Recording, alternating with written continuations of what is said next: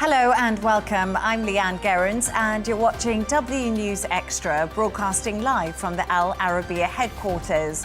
These are our top stories. US President Donald Trump tells his Russian counterpart Vladimir Putin to stop deadly strikes on Kyiv and says we're putting a lot of pressure on Russia. Thousands queue for a second day to see Pope Francis lying in state. A higher than expected crowd prompted the Vatican to keep its doors open overnight. India announces a raft of measures, including revoking the visas of Pakistani nationals, days after gunmen killed 26 in Kashmir.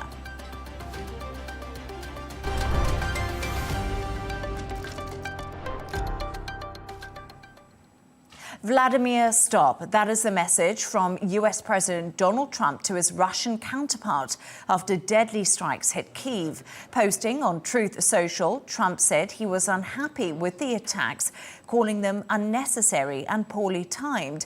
This message comes hours after Trump slammed Volodymyr Zelenskyy on the same social media platform, accusing him of undermining peace efforts.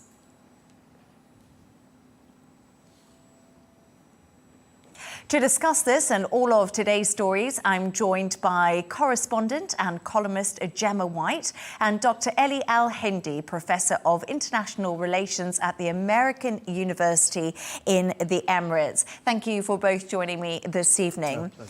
Dr. Elie, can we start with you? And we're just going to go to these talks that have been happening between Ukraine and Russia to try to reach some of an agreement. Relations just appear to be getting worse and worse, despite Trump's efforts to try and get some sort of deal happening.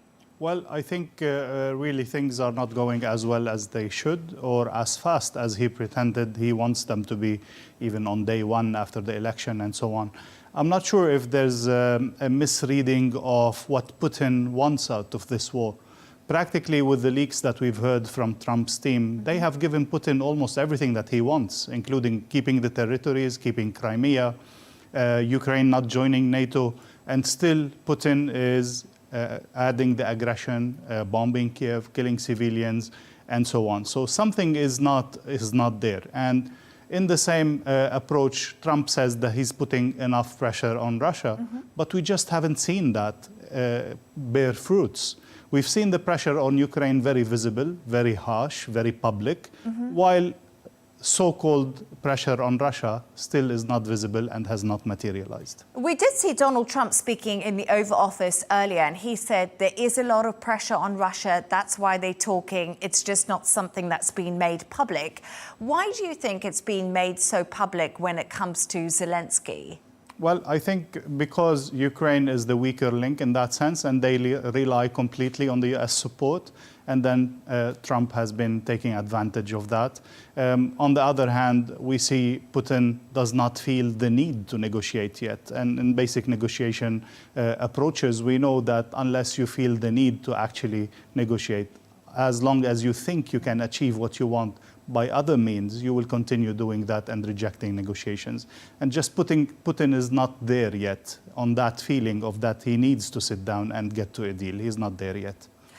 Gemma, Trump talking directly to Putin today on his Truth Social. We see him doing this quite a lot, asking him to stop after these deadly attacks happened in Kyiv. Do you think this blunt message is enough? I think the frustration really came through. You could sense Trump's frustration. And it was an interesting read because you could either read it as from a friend to a friend, Vladimir, stop, or you could read it as someone angry, an errant child, you know, who isn't kind of playing the game. So you could read that both ways. But definitely the frustration is coming through. And as we've talked about, Trump said he was going to solve this on day one of his presidency. That was one of his promises. Whether we call it a promise or we call it a soundbite, we're now on day 100. So again, I think there's a sense of not having achieved what he had said he wanted to. And I think what we know about Trump is that he likes to achieve his goals. When he sets his mind to something, he wants it. So that's, I think, part of the frustration is coming out in that way as well. And would you agree with that, Dr. Elie? We've got day 100, as Gemma said, next week, fast approaching. Do you think he's just got too much going on, Donald Trump, at the moment? Definitely. I think he is fighting on too many fronts, internal, external, the tariffs, the relation with China. All of these are overburdening his team. You see Witkoff running from country to country, trying to break a deal. And this definitely has to take its toll. And as I said, maybe there has been some underestimation of how serious the crisis is or how easy it could be solved. For example, as simple as getting to a ceasefire, just to stop the killing, and then sit down and talk about all the other details. Even that was not being able to achieve. And actually, earlier I spoke to former US Deputy Envoy Elie Cohen. She told me why President Trump is being transparent when it comes to trying to bring a peace to Russia and Ukraine. Take a listen. What you're hearing from President Trump is a lot of transparency, and that's the president's style. He is just very straightforward, both with the American people and with the international leaders that he deals with. And so the president has done more than anyone around the world to try to bring peace between these two sides. He's done more in some 90 days than the Biden administration had done previously in over 900 days. And so, the president is really adamant that he wants to see the killing stop. He has a very strong humanitarian streak in him. At the same time, I don't think that his patience is infinite, and he wants to see seriousness on the sides of both Putin and Zelenskyy, that they're willing to bring an end to this war. Dr. Elie, I actually found it interesting what she was saying to me, Elie Cohen, because you said Trump has a real humanitarian streak. This is one reason why he wants the war to end. And we know the fatalities on the front lines and across civilians has been very high. But she also touches on patience there. You spoke about that a little bit earlier. Do you think Trump is just all out frustrated now? Well, I think the humanitarian issue has been his forefront approach since the beginning. He's putting that out there pretty much. But also, practically speaking, war is bad for business. And he's a businessman, and he wants to do deals. And he wants Russia on his side when he's fighting China. And there's so many things going on in his business mind and how to make America great again and so on. So I think, yes, he cannot afford to keep that dragging for long. And sooner or later, if Putin is not cooperating, I think the US needs to change strategy and start putting some serious pressure on Russia. And let's talk about social media, Gemma, because we saw Donald Trump there. He posted about Zelenskyy, and then, of course, he posted about Putin. But what is it all about diplomatic negotiations now? They all seem to be playing out in real time on social media. We've seen Trump, of course, do this. Zelenskyy himself posts a lot. What are your thoughts on that? I think we need a new term for this type of diplomacy. I remember back in the 80s when it was America and China, they had ping pong diplomacy. Exactly. So I think we need this someone needs to coin a new term for this. Whether or not it's diplomacy or whether it's an attempt to make instant headlines, because as we know, anything that Trump tweets or puts on Truth Social, instant headlines around the world. And what he says can affect markets, can affect business, can affect relations between, the EU, the US. So I think we're in this brave new world. Social media has obviously been around for quite a while, but it being used for diplomacy is still quite new, so everyone's navigating their way. And I think with Trump, he is just forging his own path, But you did mention something to me earlier, which I thought was quite interesting when we were talking about this before the show. You said this is what his voters love. This is what the people love, don't they? I must admit that even us journalists, He keeps you busy. Very that's for busy, sure. yeah. Absolutely, shooting from the hip. And other people might look at it and say, why does someone not take his phone off of him? Why don't they change the passwords while he's not looking?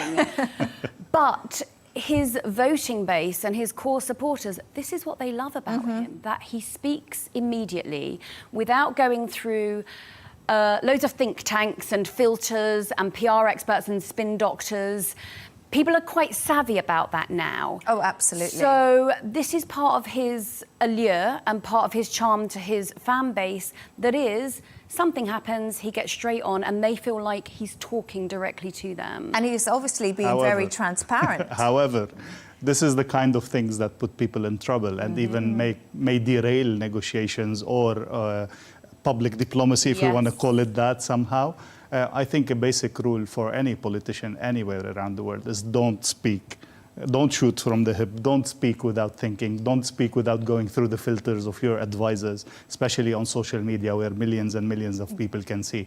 But that's him, that's his style. I think at sometimes it might be definitely backfiring on his policies and sometimes even putting him under legal issues, like the issue when he posted about the now is a good time to buy, and then at noon he changed his opinion when about we saw tariffs. that big drop in the market. Yeah. Exactly. Yes. So it's dangerous, but that's his style. Let's hope it will not get him into more trouble or derail the negotiations even further. Yeah, but it's been so interesting seeing Donald Trump this time around when it comes to social media, and obviously that very big spat in the White House with Zelenskyy. I'm sure things like that happen behind the scenes, but something that we never ever were privy to. So now we're almost seeing the inner workings played out in real time. Seeing that publicly was quite fascinating. Yeah, obviously absolutely. it was awkward and it was difficult, but you're right, it was a peek behind the curtain that we're not usually privy to. Yeah, it was fascinating. It was definitely part of his approach to embarrass Zelenskyy and put him on the spot and try to trigger something out of him. So it's part of his style again, but it's bad in general to the relations of states between each other. But actually, I just want to say that that's all the time we've got for on this chat, which was super interesting. But before we move on to our next story, earlier I spoke to Ukrainian MP Olena Komiko, who told me why Ukraine won't trade territory for peace, particularly over Crimea. Let's take a listen. With regards to the different statements appearing in media about possible territorial concessions from Ukrainian side, it is important to mention that Ukraine will always act in accordance with its constitution and sovereignty of the state. And we are confident, absolutely confident, that our partners, in particularly the United States, will act in accordance with their strong decisions. For example, in 2017, the Crimea Declaration was published by the United States Secretary of State. And the United States called for the end of the Russian occupation of Crimea, recognizing it as an integral part of Ukraine. And moreover, I would like to stress that Ukrainian people will also never accept such a condition.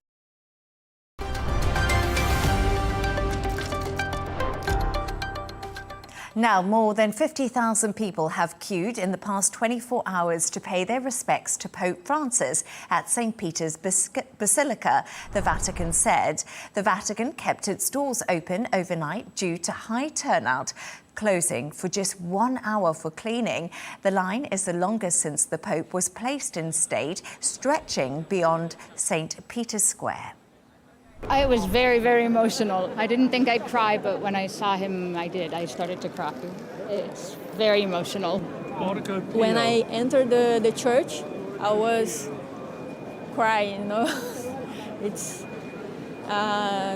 very special because I was here like 8 years ago. I see him at the window, and now I'm here, and yeah, it's special. So, Gemma, absolutely remarkable scenes again today that we're seeing. So, day 2 of the Pope lying in state. And I think these are momentous global occurrences, irrespective of whether you're religious or not, or what religious you are.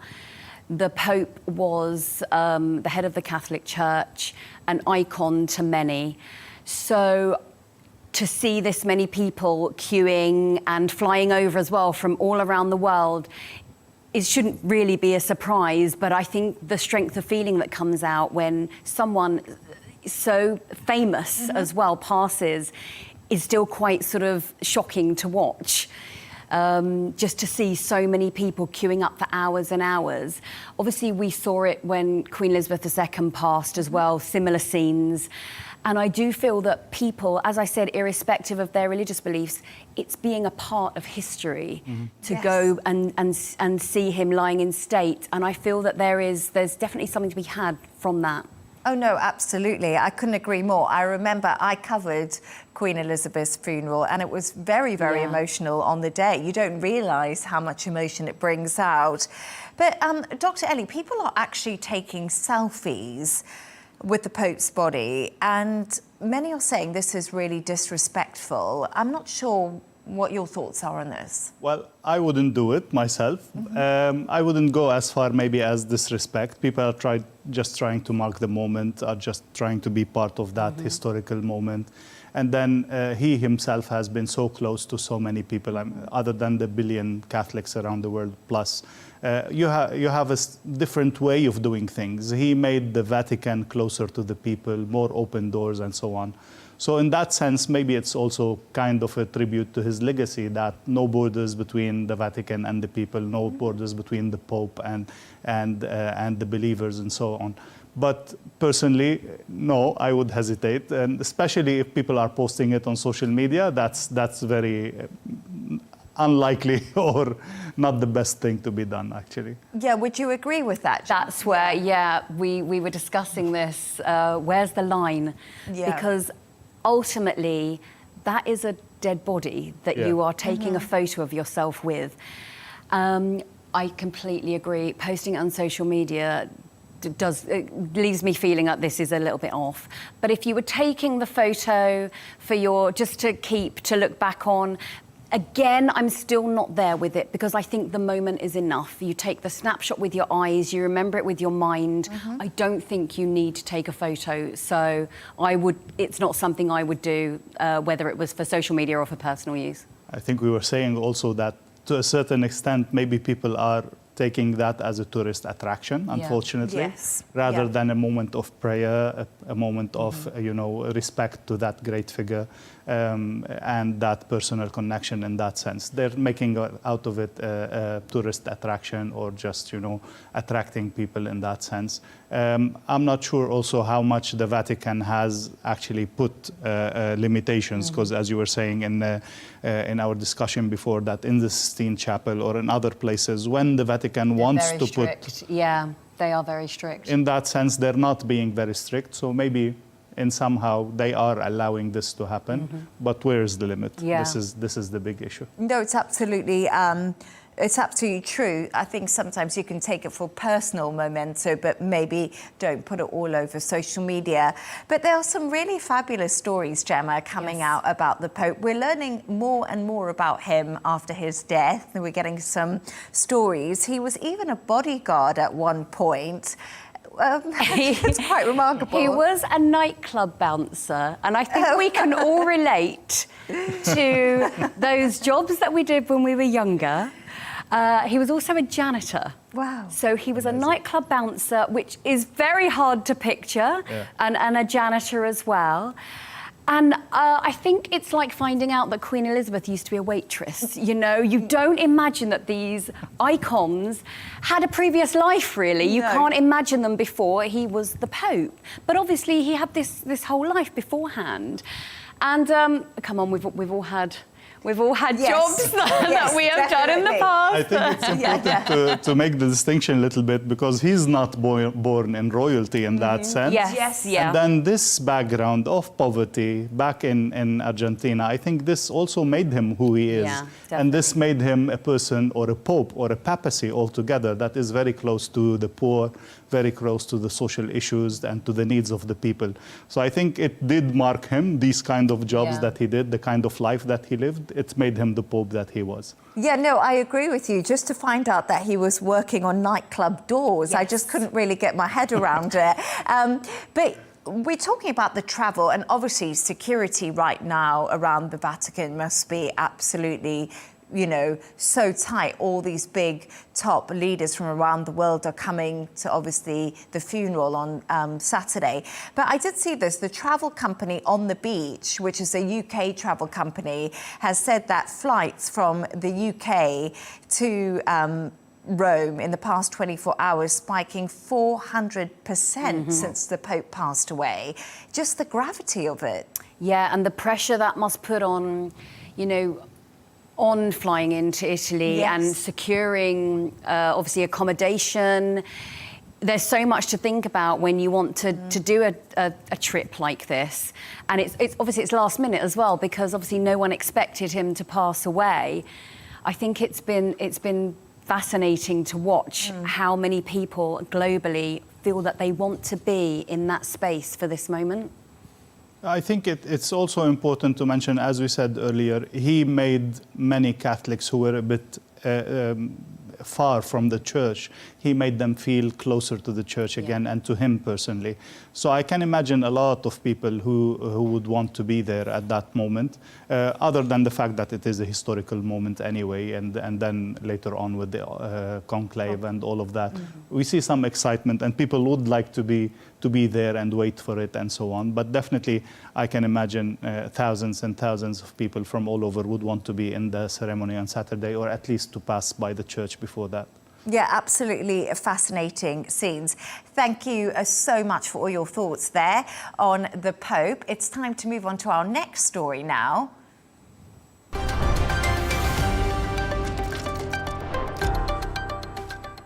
Tensions are simmering as India blames Pakistan for a deadly attack that killed 26 mostly tourists in Kashmir.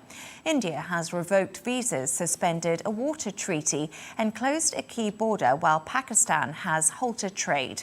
The Indian government has not publicly produced any evidence connecting the attack to its neighbour. Meanwhile, Pakistan has denied involvement. Earlier, I spoke to correspondent Rebecca Bundhan, who's told us the latest developments from New Delhi. Well, we haven't had any official confirmation or word from the Indian government on the group that was behind this deadly attack in Indian-administered Kashmir. However, what we do know is we have seen these strong measures that have been taken by India against Pakistan, these strong diplomatic measures, including the suspension of that important water treaty, the suspension of visas for Pakistani nationals and so on. And Kashmir police have also said that of the 3 suspects that they've identified, 2 of these are Pakistani nationals. Now, what we're also seeing reported very widely in local media is that a group known as Kashmir Resistance, or also the Resistance Front, has claimed responsibility on social media, although there hasn't been any verification of that. Now, that's understood to be an offshoot of a militant organization called Lashkar-e-Toiba, which was behind the 2008 Mumbai terror attacks. So these links are being made there, but we have yet to actually get any official confirmation on the group, on any official word on that. Pakistan is completely rubbishing these links. It's saying that there's no credible investigation or evidence behind there being any links to Pakistan, and it's also taken its own retaliatory measures following a meeting today. It's also announced the suspension of visas for Indian nationals under an exemption scheme. It's also closed Pakistani airspace to Indian airlines. It's rejected that suspension by India of that Indus Waters Treaty agreement too, and suspended trade with India. So we've seen a big reaction from Pakistan as well in response to that downgrade of ties that we saw from India.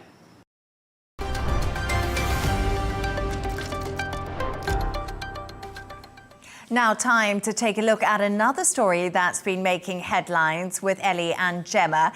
And one political party over in the UK has proposed plans to fine people who don't use headphones up to £1,000. So that's around $1,300. They've been dubbed headphone dodgers. So let's get into this. So it'll be great to hear your views. Gemma, tell us more about these plans. As someone who, when she lived in the UK, used public transport quite a lot. We all do those, yeah. Yes, and here, obviously. There is nothing more annoying than someone sat next to you watching a TV show or playing loud music on their phone. And you do think, why aren't you wearing just a pair of headphones? So the plan is from the Liberal Democrats, which is a party in the UK, and they plan to dish out £1,000 fines. Obviously, big questions around it. How will you police it? Obviously, the public transport network is huge. Are they expecting citizens to make, citizens' arrests? And obviously, how comfortable do we feel approaching someone and just even politely saying, hey, do you mind turning that down? So there's a lot of questions that have come from announcing something like this. We've definitely, all of us have experienced this kind of annoying behavior, not only on public transport. I've seen it in gyms, on the beaches, any kind of a public space. Unfortunately, we've seen less and less respect to the surrounding, less and less respect to the well-being of the others around us. And it's getting out of hand. So now, the issue with that, definitely there's a political story behind that political party specifically asking for that kind of a huge fine in that sense. But it poses a lot of legal issues also. So in the sense of who will enforce that? How will you enforce it? On the train or on the tube or on the bus? And then the issue also of the gray area. So how loud is too loud? Yeah. Who can decide? And what kind of music is annoying? What if it was classical music but a bit too loud? I would find that annoying. Yeah, exactly. But I mean, or if it's Baby Shark played over and over again. Annoying. Yeah. But that's sort of something I was thinking about earlier. How do you police it? Yeah. That's going to be the difficult thing. Once again, what's too loud? But do you think this is just becoming a bad habit in general? Like, are we just not really thinking about other people as much as we should do?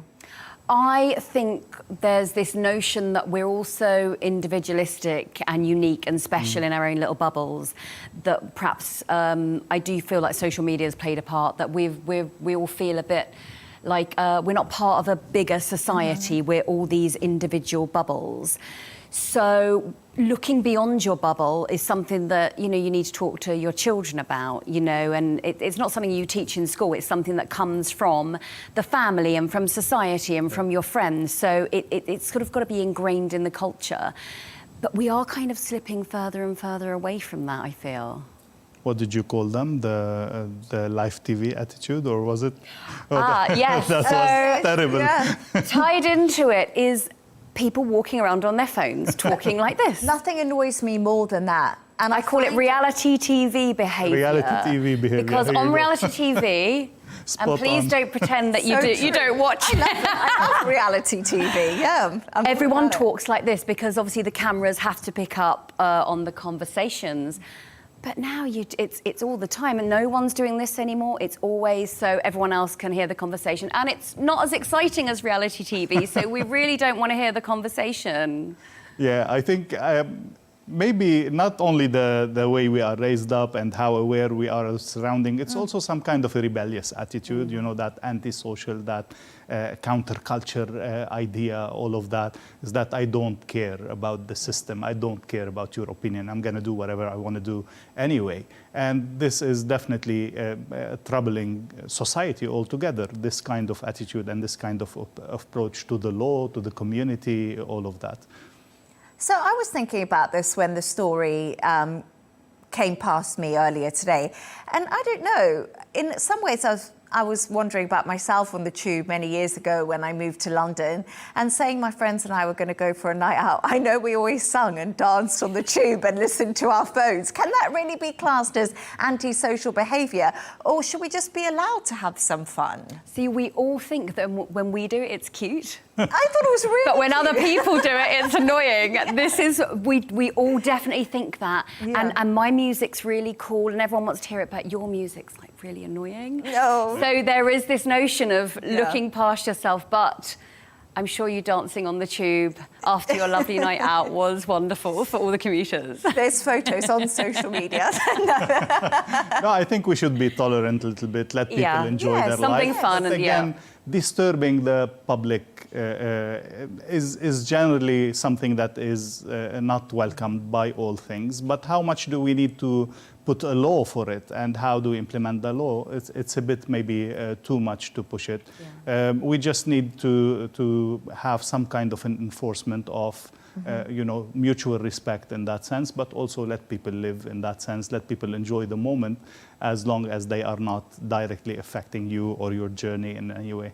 But do you think that £1,000, which is around $1,300 I think that's a pretty steep fine.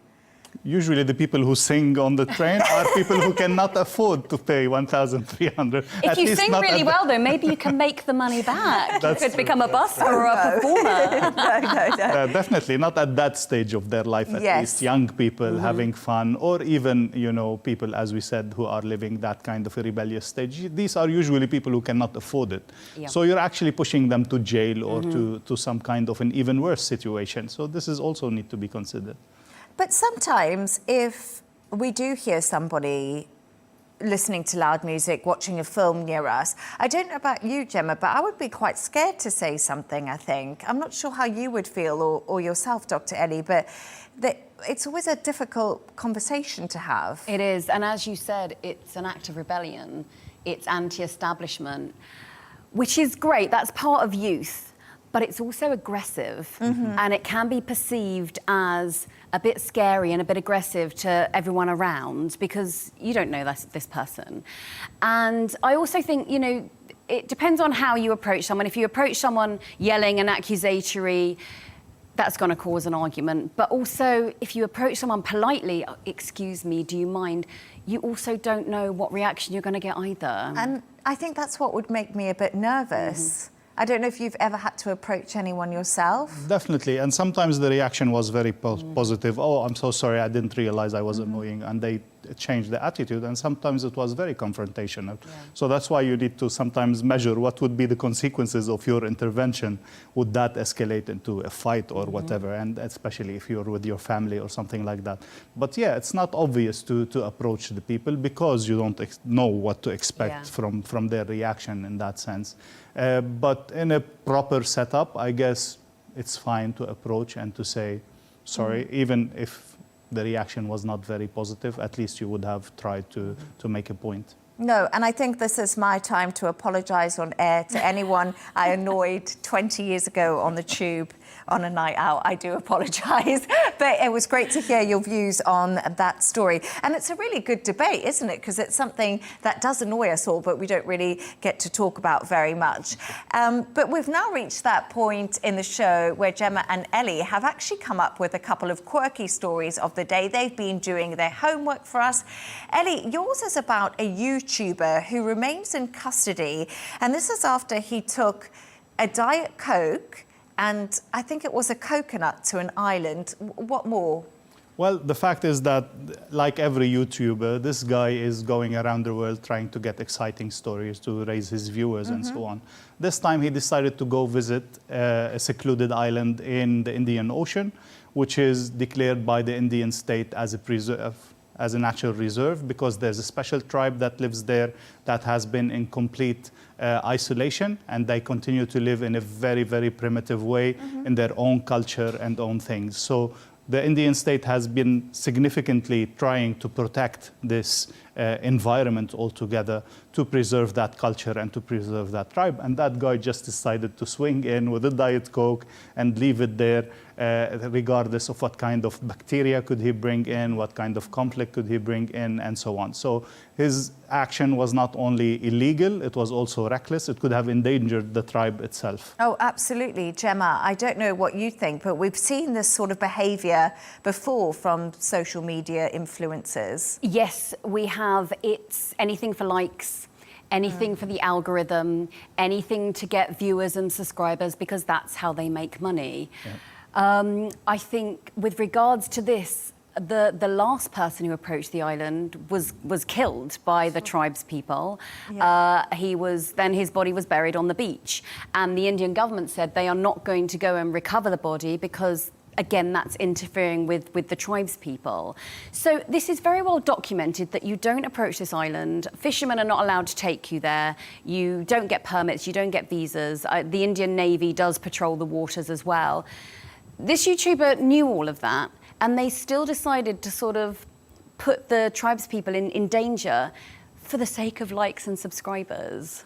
It's actually quite frightening, isn't it, when we have a look at it a little bit like this? And it's, again, the attitude of anything for likes, no matter how crazy, how dangerous, anything for likes. This is the attitude that is becoming really dangerous. I think the fact that it's a Diet Coke as well, that kind of speaks volumes. Yes. It wasn't some art or a book or, you know, something like that. It was a Diet Coke. Not even a full-fat Coke. No. That, you know, I still think that the real Coke is better than the Diet. I mean, come on. And then, Gemma, yours is about the key to a perfect day. Perfect day, yes. So scientists in Canada feel they've cracked the code to the perfect day, which includes 6 hours of family time. Okay. I personally think is quite a lot. I think that's too much. I don't know what you're saying. That on TV. Already, yes. Be aware. Your Sorry, children family. might be watching. They should be in bed. 2 hours spent with friends and 1.5 hours of socialising, and that's separate. So that's 3.5 hours of socialising. Again, I'm sort of exhausted just thinking about it. 2 hours of exercising, 1 hour of eating and drinking, and 1 hour of screen time. Now, also 6 hours of work. Now, that comes to 19 hours and 45 minutes. So that leaves 4 hours and 15 minutes for sleep. And I think for most people, their perfect day involves more sleep than that. Yeah, definitely. I think the key in that is to balance your day out and not do too much of one activity and try to diversify as much as you can. But then setting it in these kind of measurements, I think it's very personal for every person. How much he can spend with his friends, how much he can handle of family time, how much he can handle of work. And usually, again, work time is known to be around 8.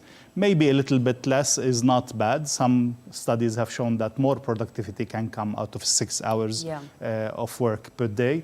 But definitely we need more sleep. All studies say at least 7 hours of sleep in that sense. So the morale, I guess the aim of the study is in good faith, but it's not to be taken literally in that sense and to be applicable for everybody everywhere. And I also thought that was quite interesting. You know, it says only 1 hour a day should be spent on screens or watching TV. But the reality is we all work in front of screens now and we have mobile phones. How doable is that? Yeah, reading it, it's lovely to think, oh, this is the perfect day. But applying it in real life would be very difficult. Obviously, as well, there was 15 minutes of commuting. Now, anyone who's good luck. Good luck. Very much. And which word is that? You're still at the end of your road after 15 minutes. So there's a lot of idealism in there, and it is lovely. But yes, most of us work in front of screens. So having 1 hour is not feasible. And we do mix a lot. I mean, sometimes the family time is in front of a TV, enjoying some activity, or maybe exercising with your spouse or something like that. So we do mix things together. No need to separate that rigidly again, but I guess it's good to keep some balance somehow. Yeah. It's all about balance and moderation in life. We can sacrifice some family time for some sleep. Yes, exactly. Yes. Yeah, you could all have a snooze together. There we are. So there are more sleep with the snoozing family time. But thanks so much for both of you for joining us today. That's correspondent and columnist Gemma White and Dr. Elie Hindy, Professor of International Relations at the American University in the Emirates.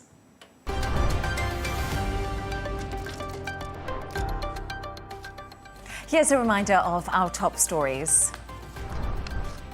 US President Donald Trump tells his Russian counterpart, Vladimir Putin, to stop deadly strikes on Kyiv and says we're putting a lot of pressure on Russia. Thousands queue for a second day to see Pope Francis lying in state. A higher than expected crowd prompted the Vatican to keep its doors open overnight. India announces a raft of measures, including revoking the visas of Pakistani nationals days after gunmen killed 26 in Kashmir. And that's all from us on W News Extra. GNT with Tom Burgess-Watson is coming up next, followed by The Dressing Room with the football stars Joe Cole, Wayne Bridge and Colton Cole. Enjoy that. Goodbye and thank you.